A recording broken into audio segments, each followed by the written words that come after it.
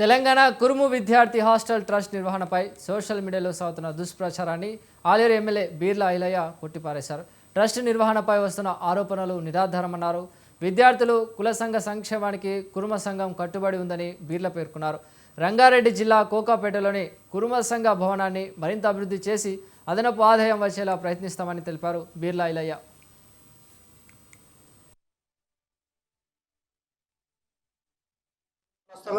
శనార్థి తెలియజేస్తూ గత కొంతకాలంగా ఏదైతే కోకాపేట భూమి విషయం కానీ యారుట కుర్మ సంఘం గురించి కానీ అదేవిధంగా కుర్మ సంఘానికి సంబంధించినటువంటి ఆస్తుల విషయంలో మరి కొంతమంది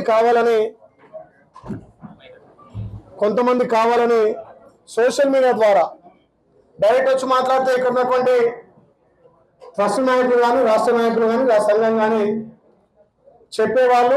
మరి వాళ్ళు నేను ఈరోజు గత నెల కిందనే చెప్పిన, నేను ఒక కురుమ బిడ్డగా ఏకైక ఎమ్మెల్యేగా కులానికి సంబంధించి అందరిని కూర్చోబెట్టి నేను మాట్లాడతా అని చెప్పినా కూడా స్వయంగా నా ఫోన్ నుంచి ఫోన్ చేసి వాళ్ళకి చెప్పినా కూడా కావాలని కురుమ సంఘాన్ని అబాసుపాలు చేయాలని, ముఖ్యంగా కురుమ బిడ్డగా ఏకైక ఎమ్మెల్యేగా కురుమల ఆత్మ గౌరవం పెంచాలనే లక్ష్యంతో మేము ఏ నిర్ణయం తీసుకున్నా యావత్ తెలంగాణ కురుమ సంఘం అనుసరించే తీసుకుంటాం తప్ప తీసుకోమని చెప్పి వాళ్ళకు చెప్పినా కూడా వాళ్ళు కావాలని కొంతమంది పని కట్టుకొని చేస్తున్నారు.